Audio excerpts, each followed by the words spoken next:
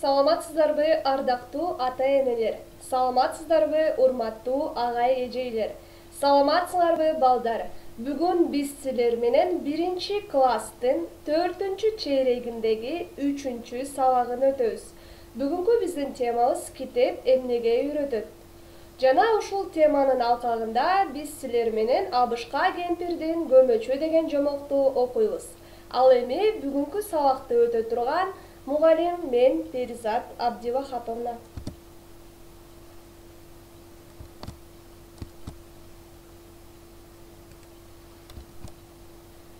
Келгиле балдар, сабагыбызды баштагандан мурун мурдагы сабактагы окуучулардын жазгандарын көрөлү чогуу. Окуучулар силерге окшогон эле 1-класстын окуучулары мурдагы сабакты кандай өздөштүрүштүр?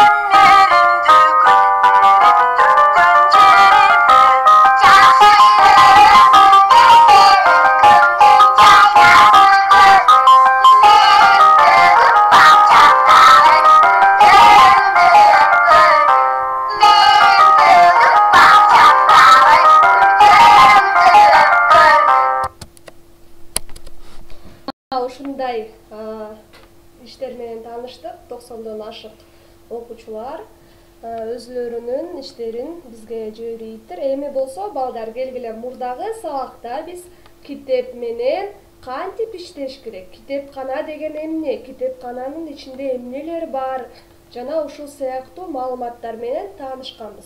Китепти колдонуу эрежесин эстейликчи. Давайте вспомним о правилах использования книги.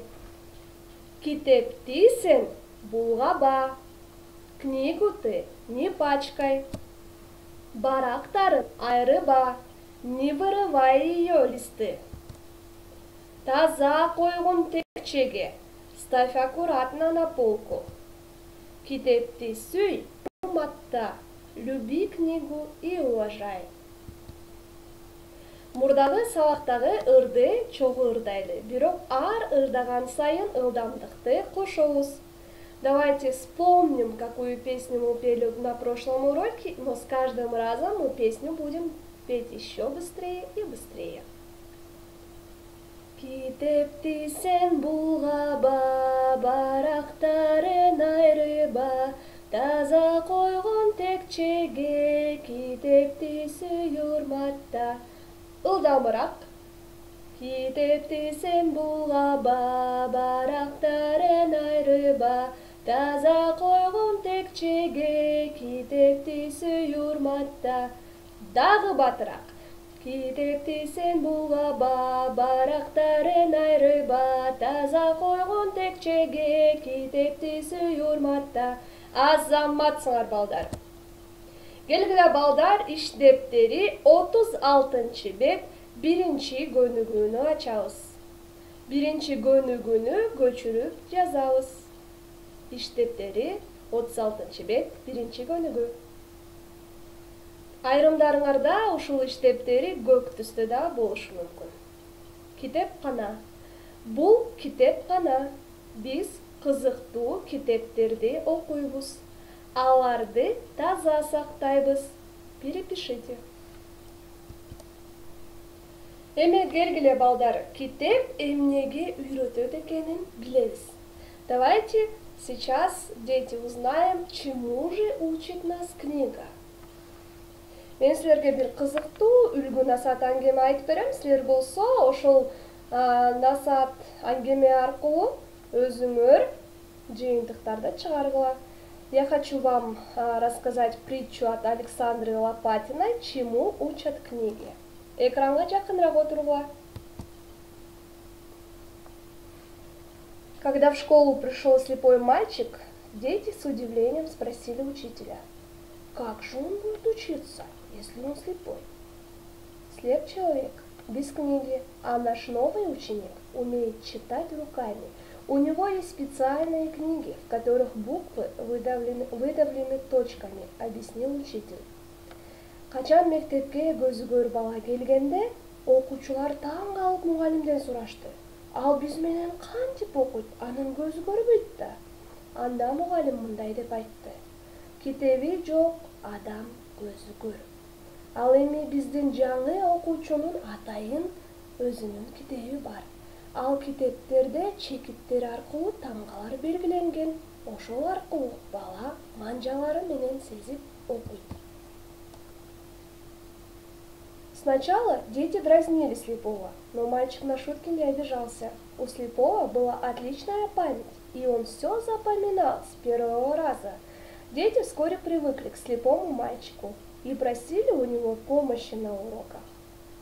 Алгач көзү көр баланы шылдыңдап жүрүштү. Бирок бала шылдыңдаган тамашаларга такыр таарынчу эмес.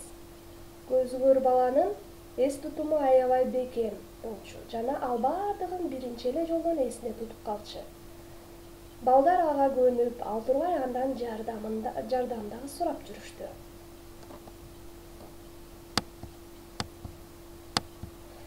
Когда дети убегали на перерыв, слепой оставался в классе и читал. Сначала книг у него было мало, но учитель выписывал их откуда только можно. Иногда после уроков учитель сам читал вслух слепому мальчику, и они вместе обсуждали прочитанное. Балдар тыныгууга чыгып кеткенде, көзү көр бала мугалим менен класста калчу. Анан ал бала деген дайыма окуганды жакшы көрчү. Мугалим муну көрүп, ага дагы да көбүрөөк китептерди алып келгенге жана жазганга аракеттенди. Анан ошол окугандарын болсо алар деген чогуу талкуулашчу. Айрым учурларда болсо мугалим деген өзү балага сыртынан окуп берчү. Однажды во время урока учитель почувствовал острую боль в горле, потому что в этот день было очень жарко и ему хотелось пить, но он хотел довести урок до конца. Бир жолу сабак учурунда мугалим өзүн бир аз жаман сезип, күн аябай ысык болгондугуна байланыштуу ал деген суу ичкиси келди. Бирок сабагын аягына чейин бүтүрүп коеюн деп балдарга билдирбегенге аракеттенди. Он проводил урок, но когда совсем стало плохо и прям очень хотелось ему пить, учителю, он отпустился на стул. Мугалим деген өзүнүн сабагын өткөрө берди. Бирок тамагы аябай кургап калгандыктан, аябай суу ичкендиктен ал отургучка бир аз жеңилирээк болсун деп отурду. В этот момент слепой мальчик закричал: «Нашему учителю плохо, я принесу ему воды, он хочет пить, у него, наверное, в горле все пересохло, он 5 уроков подряд проводит и ни разу не выходил на перемену». Ошол учурда көзү көр бала дароо тура калып, биздин мугалим өзүн жаман сезип жатат. Ал 5 сабакты тыныгуусу жок өттү, анын тамагы ооруп жатат. Мен суу ала келем деди. Көзү көр бала мугалимге суу берип, мугалим болсо өзүн жакшыраак сезип калды. Слепой мальчик дал учителю воду, и учителю стало лучше. Мугалим өзүн жакшыраак сезип калгандыгына балдар аябай сүйүнүштү. Дети очень обрадовались, что учителю стало лучше. Анан бардыгы көзү көр баладан сурашты: «Сенин көзүң көрөбү?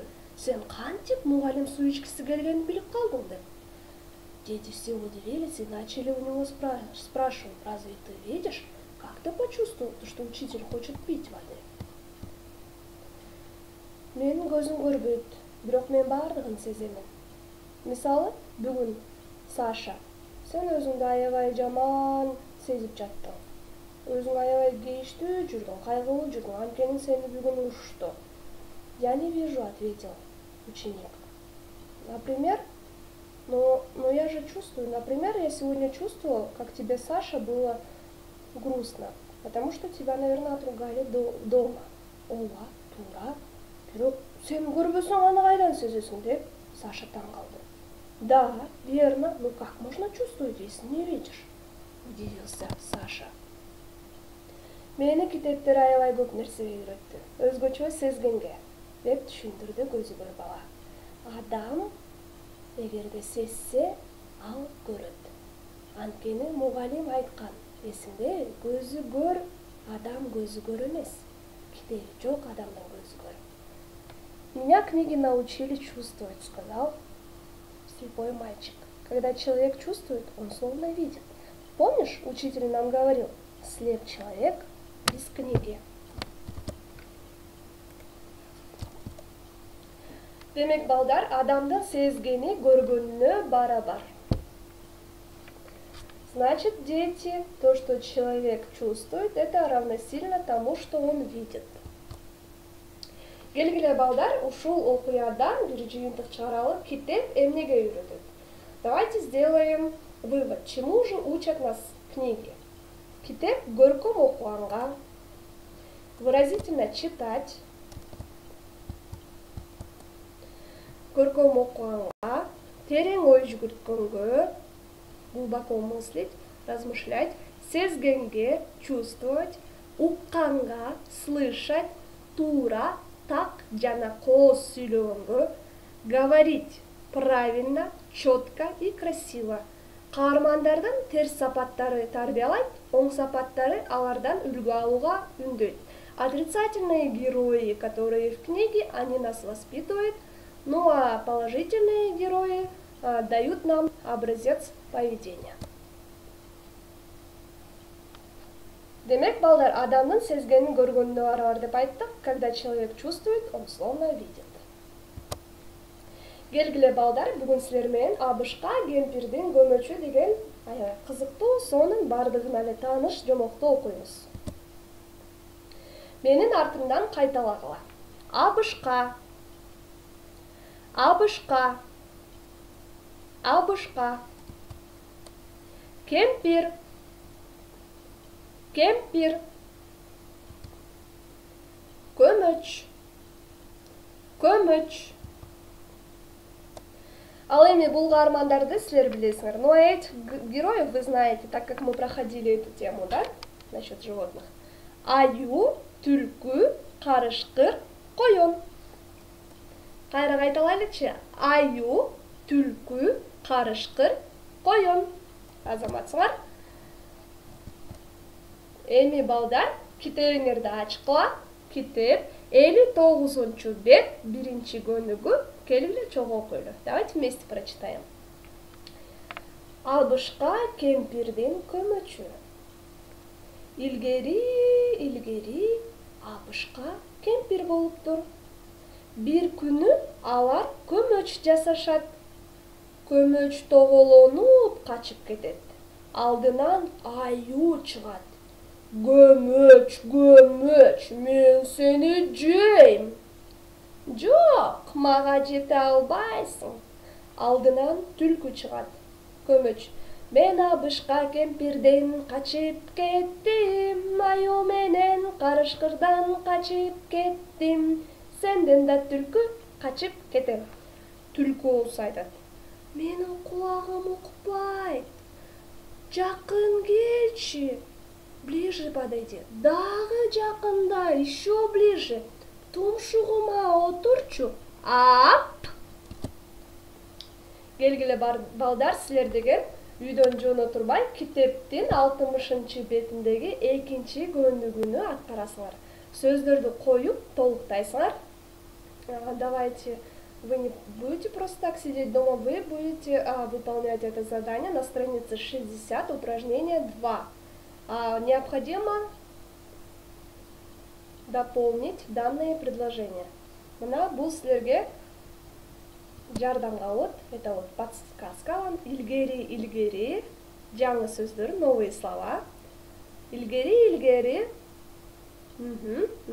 Болуптур. Алар жасашат. Качып кетет. Көмөчтүн алдынан чыгат. Ап! Деп жеп койду. Балдар, силер азаматсыңар, мен силер менен сыймактанам. Дети, я вами горжусь и уверена, что вы выполните это задание, которое я вам дала, потому что это задание поможет вам еще раз закрепить то знание, которое вы получили. Саламатта калдыла.